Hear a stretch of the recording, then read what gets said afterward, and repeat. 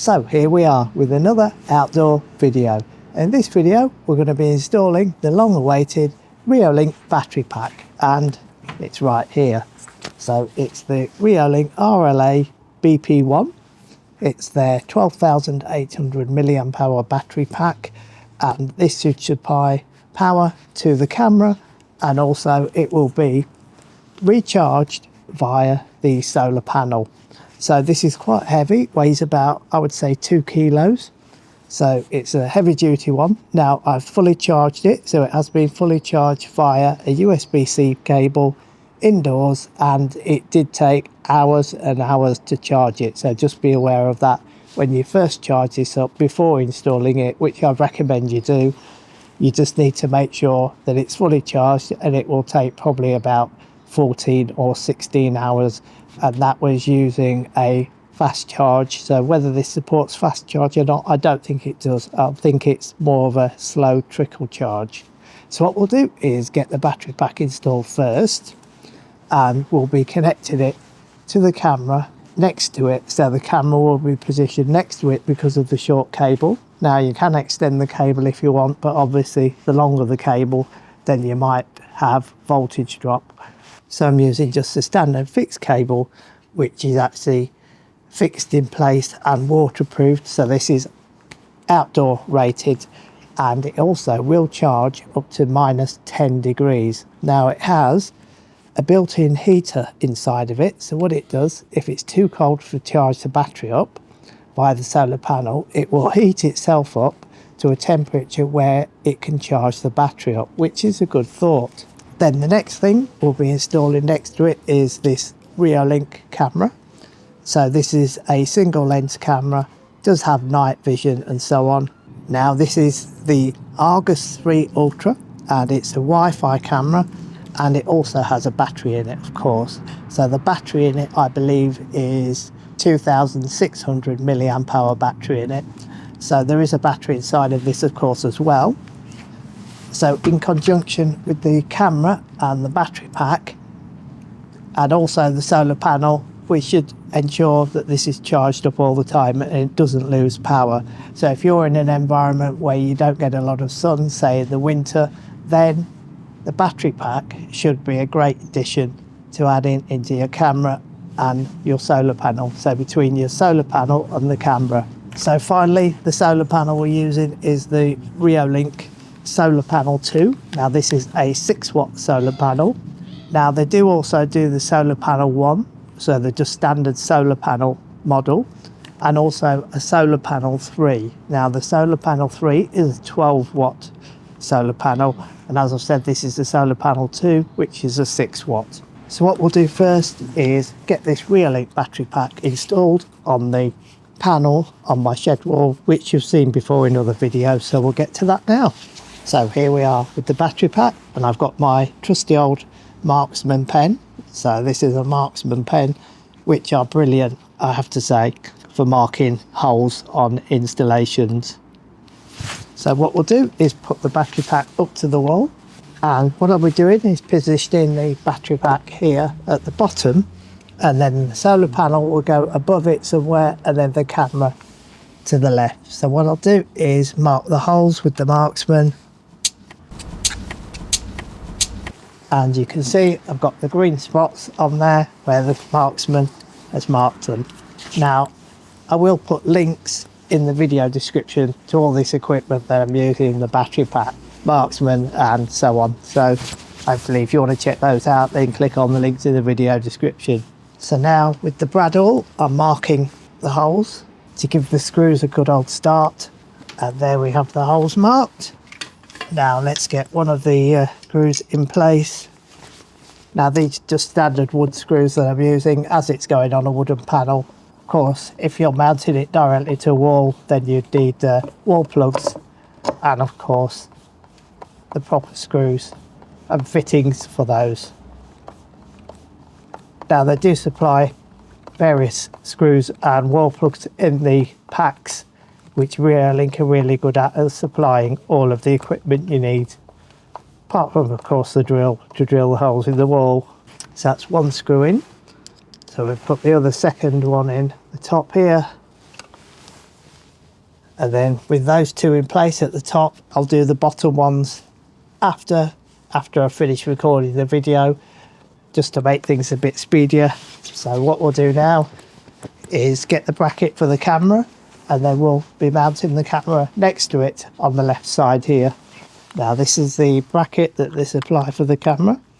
Now it's a really easy bracket to fit on, so it just unscrews, as you can see, and then it comes apart, so you get the threaded nut and the ball joint there where you can adjust it, and also this bit which fits to the wall, and then you've got the rubber seal in there where the ball joint fits into and rotates, as you can see there. So now again, I'll get the MarXman to mark the holes. Actually, I could just use the brad awl for this one. So just make sure that the cable is long enough to reach the camera, of course. So here we should have enough room to reach the camera, and then it fits in place. So we'll do that here next to it. That's one hole marked, and then the second hole. So now I'll just get some screws. Here we have the screw, the first one, and then the second screw, the bottom, and here we have the camera. It's still got the plastic film on. Now what I've already done with this camera is partly charged it up, so it's got about 25% battery in it, and there's a power switch in here as well. So there's a little power switch which you can switch it on and off for the power, and of course a micro SD card slot in it as well. And then in the second cover, which are both waterproof by the way, is the USB-C port. So it uses the USB-C port in there. So what we'll do is, before we connect it to the camera, which I've just forgotten, is to put the ring nut through, so the ball joint drops through, and then we can attach it to the camera using the threaded nut on the bracket. So we'll just partly tighten that, and then we can fit the camera onto the wall like so, and it just threads on, and then we can twist it and angle the camera. So I'm angling it towards my house wall and door, and then what we can do is connect the USB-C port and the USB-C cable from the battery pack into the camera. Now it does have a waterproof seal on the back, so it pushes in quite firmly, and there we have it. And then we can peel the film off last. So before we do that, we'll connect the solar panel. Now there's a bracket with the solar panel as well, so that fixes in the threaded part there, which goes into the back of the solar panel. So what I'm going to do is fix the solar panel above this somewhere, so that hopefully the water runs down the solar panel and stops it going onto the battery. So I'll just mark the holes for that, and then with the screws we'll put them in and tighten up the bracket for the solar panel. There's one, and then just get a second screw, and then we can fit the solar panel onto the mounting bracket by just threading it on, and then we'll tighten the bracket up in a moment when we position the solar panel. There we have the solar panel, camera, and then the battery underneath, so that hopefully this will protect it from the rain a bit, although I've said it is actually waterproof.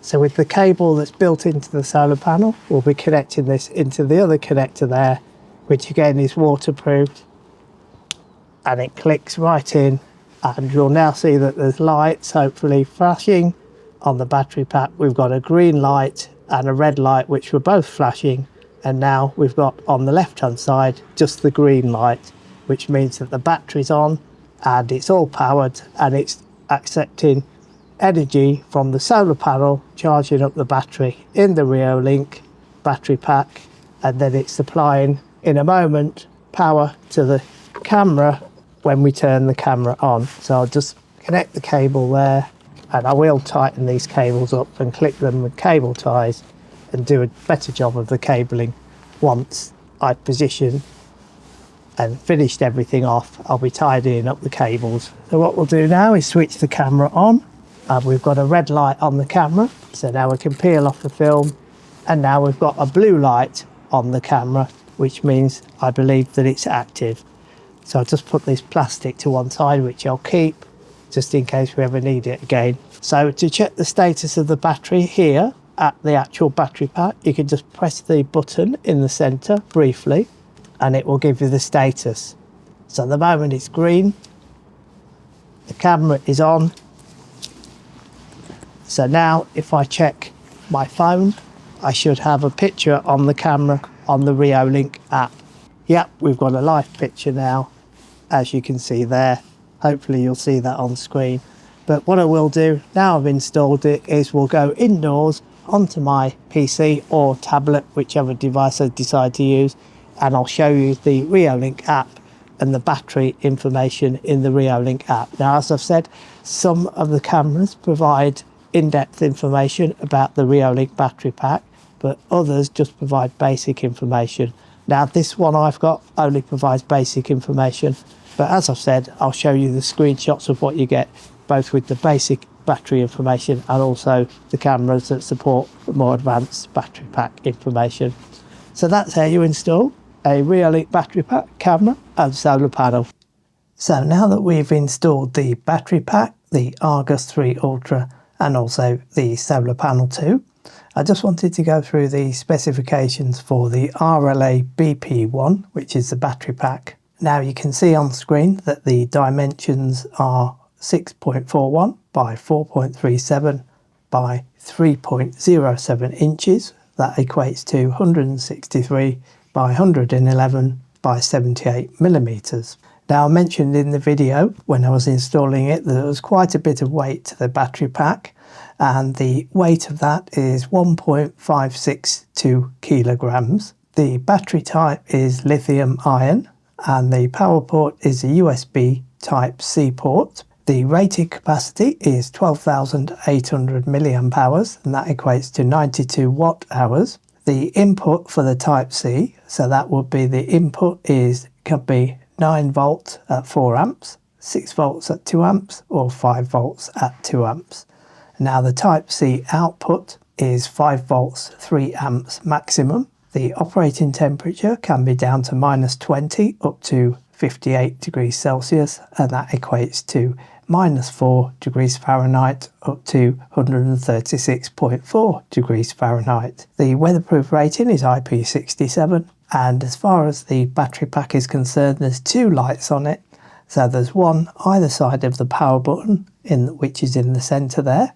We have the USB-C cable. Now the USB-C input port is labelled as port number 1, and that's the one with the little rubber stopper cover on it, and it's the square shaped plastic housing on the end of the connector. The cable number 2 is for the USB-C cable output, and that outputs the power to the camera. So that one with the circular casing on the end of the connector, so it's the USB-C plug number 2, is the one I connected to the camera.